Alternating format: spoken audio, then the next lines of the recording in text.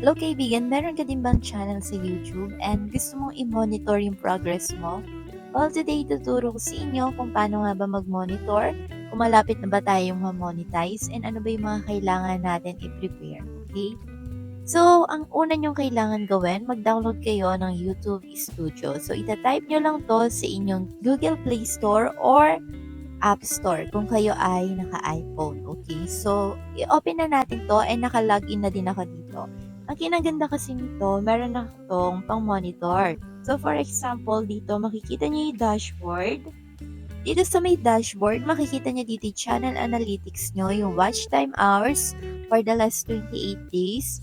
Andito yung content nyo. And pwede na rin kayo dito mag-upload mismo sa YouTube Studio app. Tap nyo lang tong upload button which is yung plus sign. And hindi lang yon dahil mamamonitor din natin ating analytics dito. So napakadali lang ng gamitin. And makikita nyo din kung ano ba yung overview ng ating video. So for example, kung maganda ba yung naging performance sa first 24 hours and so on.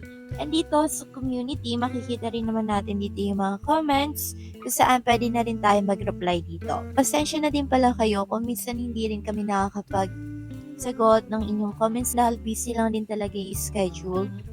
And dito sa may ating earn, dito natin makikita kung malapit na ba natin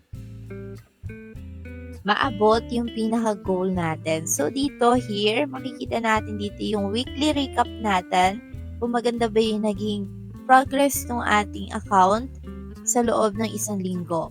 Then, every week yan, nagpapadala sila ng notifications regarding dun sa ating performance. At para makita nga natin yung mga kailangan natin ibigay or kailangan natin ma-achieve, tap lang ulit natin tong earn.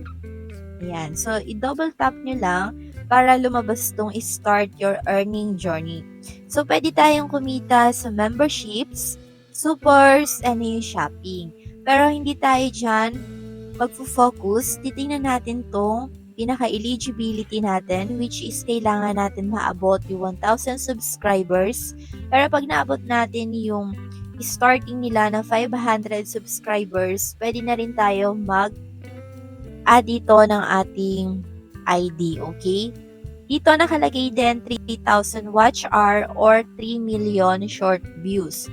So, alin man dyan, kung alin yung mauna natin, pwede na nga tayong mag-add dito ng ating application ng ating ID para ma-check nila yung dapat i-check kasi bago tayo ma-monetize, i-check muna nila kung valid ba yung mga views ng ating video ng ating pinaka-YouTube account, okay? Pero, ang totoo niyan, ang kailangan talaga natin ma-hit ay 4,000, okay?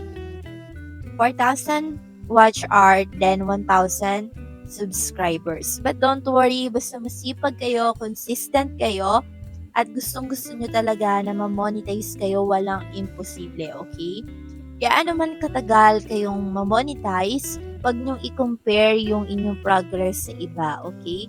Basta dedicated kayo sa ginagawa nyo at alam nyo nag-i-improve kayo, gumagawa kayo ng paraan para mag-improve, proud ako sa inyo, okay? So, katulad ko, ayan, kung di dahil sa inyo, kung hindi nyo na-appreciate yung content ko, panigurado wala akong mapapala or walang manonood sa akin.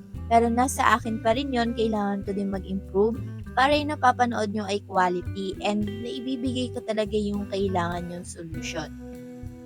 So, kahit hindi pa ako monetize mga kaibigan, thank you so much sa palagi niyong panonood sa akin and na-appreciate ko talaga yung mga comments nyo. And ngayon pa lang humingi ako ng pasensya dahil busy lang talaga yung schedule kaya hindi ko kayo nasasagot lahat. Anyway, so ayun, na-share ko lang sa inyo kung paano nga ba natin ma-monitor yung ating progress dito sa YouTube. Thank you so much and see you around kaibigan.